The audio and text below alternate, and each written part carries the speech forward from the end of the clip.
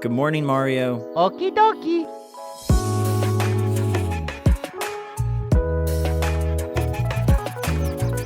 Good morning, Mario, and good morning, Nintendo fans.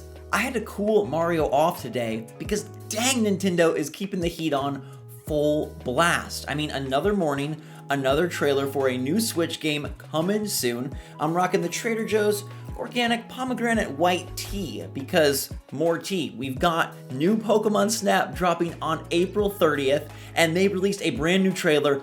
Haven't seen it, gotta watch it, but this episode unfortunately is a bit of good news and a bit of bad news because there's also been some COVID-related delays that are canceling one of the most exciting launches of the year. Super Nintendo World was supposed to open, and now it's not. So we got to get into that. So what's going on, guys and girls? It's Zach from SwitchForce. Let's get straight to the trailer. I cannot wait, and I'm so glad that Nintendo is packing the first half of the year with powerful titles. I mean, I might need Mario's spray bottle because it's heating up. Okay, another big moment.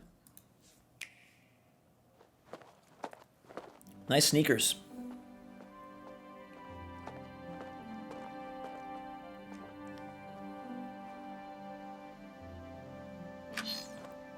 That's a sick camera. Ooh, I like these little filters. It kind of looks like Let's Go on steroids. Oh, it's gonna be called New Pokemon Snap. That's the title, no two. It's just new.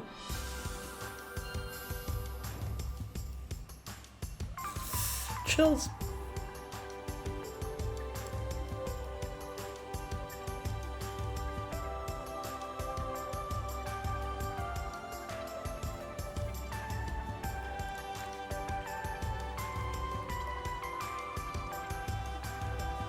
Ooh, loving that purloin. So many environments, you notice that? Deserts, jungles. Oh, there we go. That's the money shot. It's so Pokemon Snap, like it's tried and true. Little Heracross pincer fight. Ooh. Little glowy bits.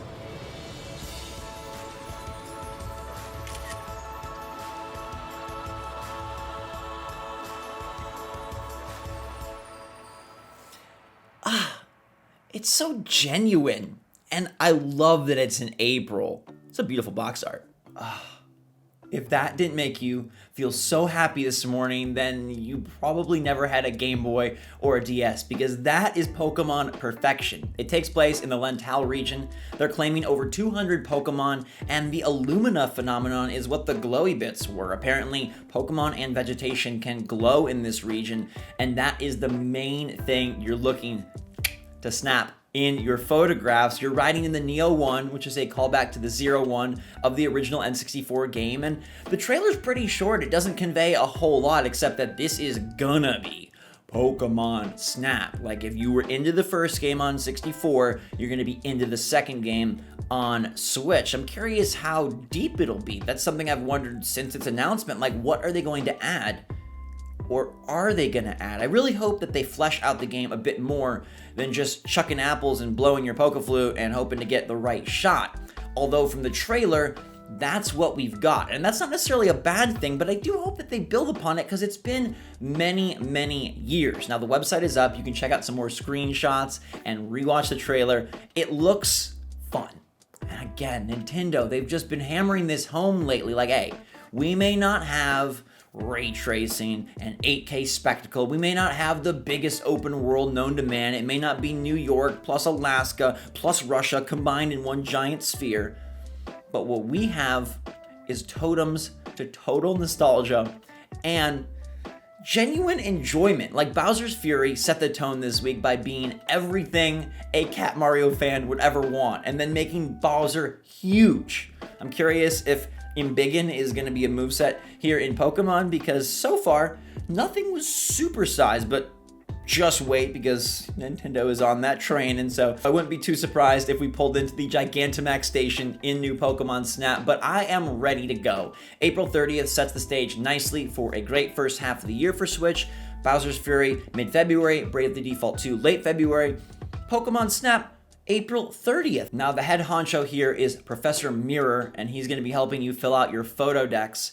It's $60. You can pre-order it now, and I will let you know that it does include online play, which is curious because the first game had no multiplayer of any sort.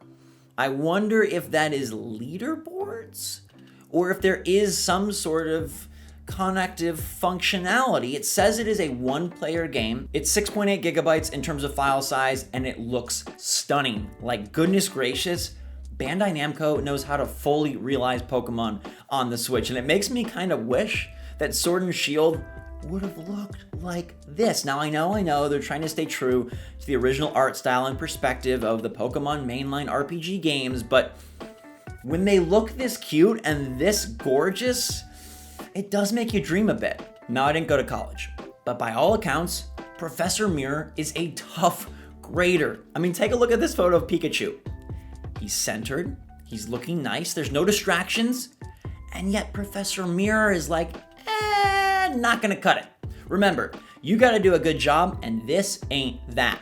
There's a lot of memes floating around of how Oak was so supportive, and Mirror's gonna be like, poor framing, terrible composition, you're off center by 3 pixels. Now, I will say, Professor Mirror, I did predict that new Pokemon Snap would drop in May, and I was off by like 1 day. So if that builds any cachet between me and you, like, come on, hook it up a little. Speaking of dreams, I had one last night where I was watching a new Nintendo Direct. Like, yes, it happened.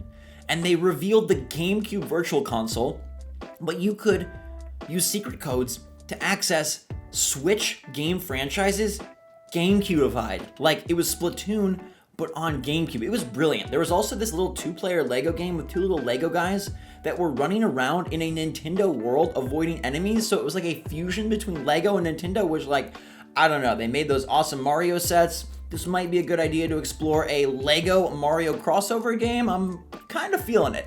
So there's the good. Now let's go to the bad. Super Nintendo World was scheduled to open in Tokyo, Japan, February 4th, 2021. It's Miyamoto's collaboration with Universal Studios, and it houses an incredible Yoshi's Adventure Dark Ride and a crazy, futuristic, high-tech, AR-infused Mario Kart attraction that I've been fawning over since its first concept art.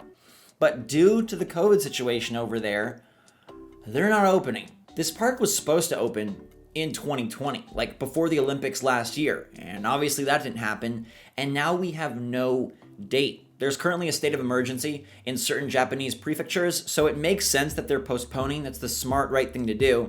And they say they'll announce a new date after the state of emergency expires on February 7th. But how long will they hold off? This pandemic is really causing problems. Supposedly, it's limiting directs, and I saw from a reliable source, we're not going to get a new General Direct until Nintendo goes back to work, like full-scale, normal style. And we have no idea when that's going to happen. Hogwarts was delayed yesterday, and I'm sure many games are going to be pushed out of 2021 due to the continuing pandemic crisis. And of course, video games matter very little when people's health's on the line, so I'm proud of Nintendo for doing things that prioritize the safety of their workers and of course of the guests. It's a bit of a bummer though. Like, this park is my dream come true. I'm a huge theme park fan. I love Disney like no other. And the idea of seeing Mario, Peach, Bowser, and Toad in a realized space playing in Miyamoto's vision come to life is amazing. And I was planning on going to Japan last year to check it all out for you guys. And now I don't know when I'll be able to do that. So Nintendo is still clearly impacted by all that's going on. And frankly, it's quite remarkable that we haven't seen any substantial delays, although there might be some behind the scenes. It was rumored that Mario Kart 9 was intended to release in fall 2020 and got pushed, and who knows what's going on with Breath of the Wild 2, but gotta give Nintendo credit for keeping consistent communication. It may not be our preferred method via a big bombastic direct, but partner showcases, mini directs, indie worlds, and of course all of this Twitter paraphernalia has been pretty darn fun. And it seems like they're keeping the releases pretty darn consistent. So I gotta give them a thumbs up. In a way, all of this makes new Pokemon Snap even more important. Because going to the Lantau region and taking photographs of our favorite Pokemon as they pop on the beaches, the deserts, the jungles, It's sort of like a virtual vacation, and we all could use one of those right now, I'm sure of it. Well, my friends, it's a great time to be a Nintendo fan, and they are bringing the heat. It's almost like we coordinated. Good Morning Mario starts, the trailers keep rolling. If there's any sort of connection, goodness gracious, I promise you, I'll keep this show going. Nintendo, you do your part, drop us trailers and info. We got this. It's a symbiotic relationship. But regardless, thanks so much for watching. I hope you guys enjoyed the video. If you had fun, leave a like, and let me know in the comments if you plan to pick up Pokemon Snap. Does it get you extra excited for April, or are you waiting for something even bigger? Have a fantastic rest of your day, everybody. Stay safe, stay healthy, stay smart out there. Till next time, SwitchForce out.